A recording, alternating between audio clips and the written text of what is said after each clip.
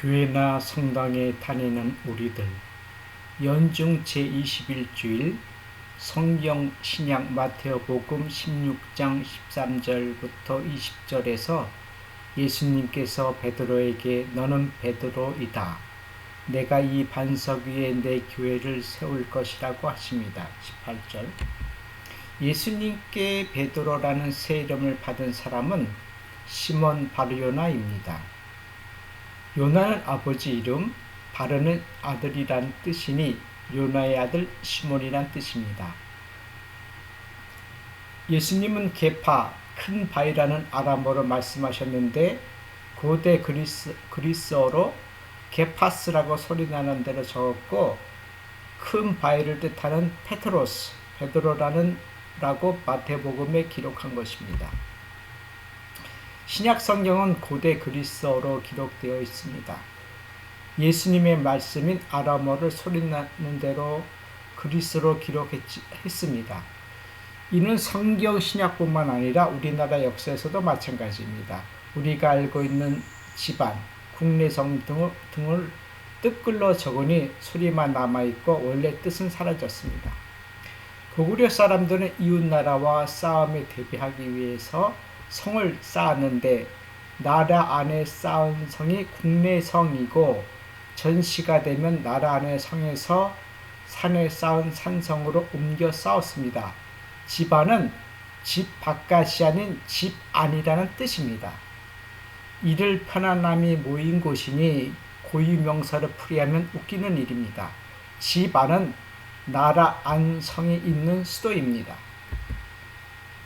예수님께서 구태여 반석 큰 바위에 모이라 말씀하신 것은 사람들이 예수님의 말씀을 말만 하고 듣기만 하고 실행하지 않을 위험성을 알고 계셨기 때문입니다. 그러므로 나의 이 말을 듣고 실행하는 이는 모두 자기 집을 반석 위에 지은 슬기로운 사람과 같을 것이다. 마태복음 7장 24절. 내 말을 듣고 실행하지 않는 사람은 모래 위에 지은 어리석은 사람과 같다. 27절. 시련이 생기면 알량한 믿음은 순식간에 무너집니다. 예수님께서 이 반석 위에 내 교회를 세울 터인즉 18절에서 교회는 그리스어로 에클레시아라고 하는데 불러 모으다란 뜻입니다. 에클레시아는 고대 아테네 시에 정치, 법률적 권한을 가진 사람이 사람들을 불러 모은 것을 말합니다. 이 말을 처치라 번역하였고 교회라 번역한 것입니다. 성경 신약에서 에클레시아는 약 115번 나오는데 3번을 제한 112번을 처치라고 번역한 것은 잘못된 것이고 어셈블리 즉 모임이라 번역해야 한다는 것입니다. 사도행전 19장에서는 에클레시아가 교회가 아닌 그냥 모임, 집회라고 올바르게 번역되었습니다. 대부분의 사람들은 무엇 때문에 모였는지조차 알지 못하였다. 32절. 합법적인 집회에서 해결 짓도록 하시오. 39절. 이렇게 말하고 그는 바울은 모여있던 사람들을 해산시켰다. 41절. 예수님께서 요나의 아들 시몬이 아니라 베드로라는 새 이름을 주시면서 새로운 일을 맡기십니다. 예수님께서는 순환과 부활을 염두에 두시고 베드로를 중심으로 제자들이 모이길 원하셨습니다. 앞서 말씀드린 바 에클레시아 모임은 정치적 법률적 권한을 가진 사람이 사람들을 불러 모이게 한 것이므로 예수님께서는 정치적 법률적 권한을 가지시고 메고 푸는 하늘의 열쇠를 베드로에게 주신 것이라 마테오는 이해한 것입니다. 예수님께서 베드로에게 주신 메고 푸는 것은 모임 안에서만 그 힘을 써야 합니다. 오늘날 많은 목회 사역하시는 분들이 모임 밖에서 메고 푸는데 힘을 쓰시는 것은 결코 예수님께서 원하시는 것이 아니고 남용하고 오용하는 것입니다. 예수님께서 말씀하시는 반석 큰 바위라고 말씀하신 것은 제자들이 땅 위에서의 일과 하늘에서의 일을 구별하라는 말씀이기도 합니다.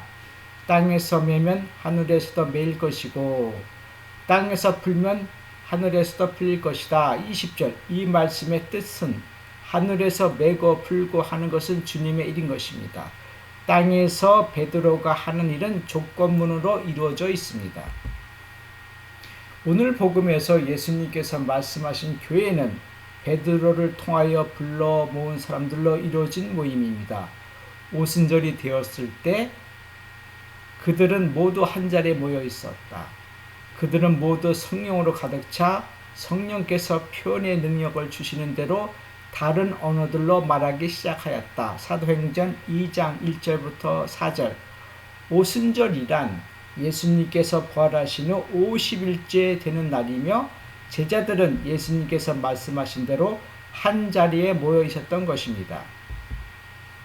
오순절 모임에서 거센 바람이 부는 듯한 소리, 그리고 불꽃 모양의 혀들이 갈라지고 각 사람들 위에 내려앉고 성령께서 표현의 능력을 주신 대로 다른 언어로 말하기 시작한 사건이 우리가 알고 있는 교회, 처치의 시작입니다.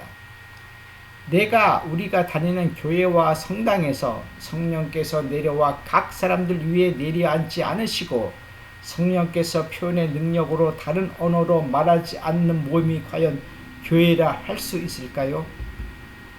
초대 교회 때 12사도보다 더 많은 제자들이 각지로 파견되었습니다.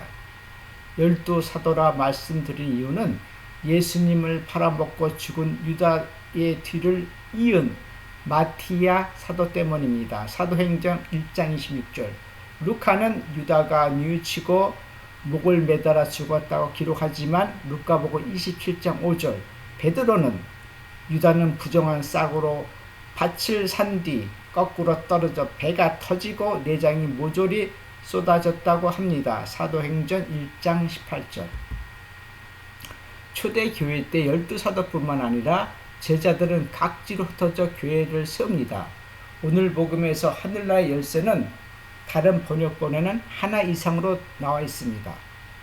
베드로 이외의 다른 제자들은 예수님이 세우신 교회를 통하여 하늘나라의 열쇠들을 그들에게도 주셨다고 생각하였습니다. 다른 지역 여러 교회에서 사도들과 원로들과 제자들이 가르치는 예수님 말씀도 각기 달랐습니다. 미국 교구장 주교님께서 최근 언론 매체와의 대담을 통해서 주교님 어린 시절을 회상하시면서 코로나19로 앞으로 교회가 어떻게 바뀌어야 할지 말씀하셨습니다.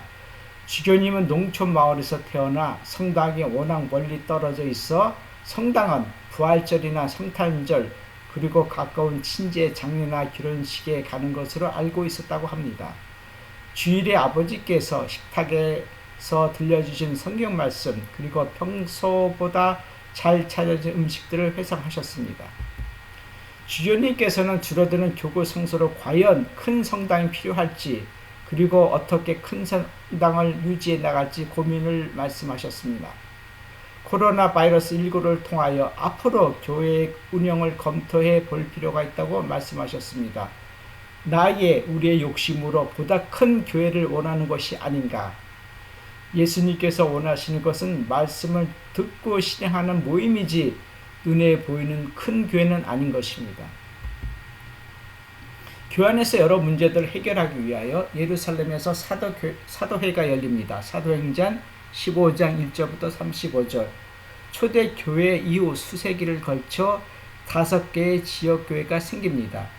콘스탄티노폴리스, 예루살렘, 알렉산드리아, 안티오키아, 로마 교회입니다. 이 지역 교회의 수장을 총대교구장이라 하였습니다.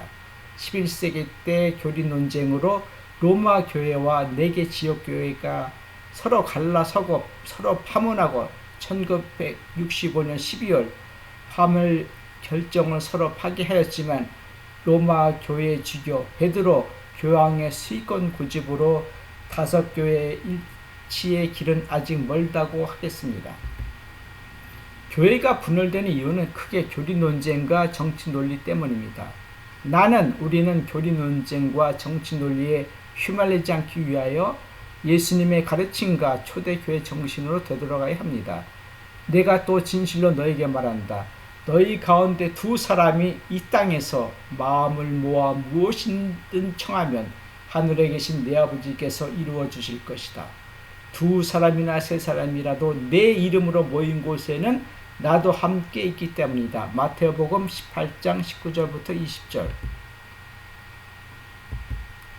두 사람이 모여서 기도하기 전에 골방에 들어가 문을 닫고 홀로 기도하라는 것은 예수님의 가르침입니다. 기도할 때 먼저 주님의 말씀을 듣는 것은 이스라엘 사람들과 초대교회의 전통입니다. 주님 앞에서 침묵하고 기다리십시오. 많은 말이 필요 없습니다. 우리가 알고 있는 묵주기도는 그 기온이 초대 밖의 시대 때까지 내려간다 해도 오늘날 드리는 묵주기도는 14세기 도미니코 수도의 수사에 의하여 만들어진 것입니다. 교회의 어떤 가르침도 예수님께서 가르쳐 주신 기도의 가르침을 뛰어넘을 수 없습니다. 사도 바오로께서 고린도 신자들에게 보낸 첫째 서간에서 이렇게 말씀하십니다. 여러분의 몸이 여러분 안에 계시는 성령의 성전임을 모릅니까? 6장 19절. 우리가 성령이 계시는 성전임을 모르기 때문에 사람들이 만든 건물인 교회나 성당을 성전으로 착각하는 것입니다. 사도 바오로는 세상과 그 안에 있는 것을 만드신 하느님은 하늘과 땅의 주님으로서 사람의 손으로 지은 신전에는 살지 않으십니다. 또 무엇이 부족하기라도 한 것처럼 사람들의 손으로 섬김을 받지도 않으십니다. 하느님은 오히려 모든 이에게 생명과 숨과 모든 것을 주시는 분이십니다. 사도행전 17장 24절부터 25절. 성당이나 교회에 다니면서 하느님을 위하여 무엇을 한다고 떠버리지 마십시오. 코로나 바이러스 19가 창궐하고 있음에도 불구하고 성당이나 교회에 다니시면서 하느님을 섬긴다고 하시는 분들에게 말씀드립니다.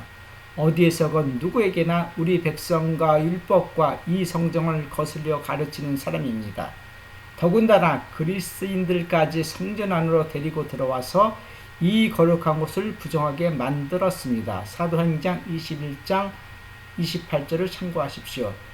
전 XX 목사님, 김 XX 신부님 고맙습니다. 저의 신념을 더욱 굳건하게 해 주셔서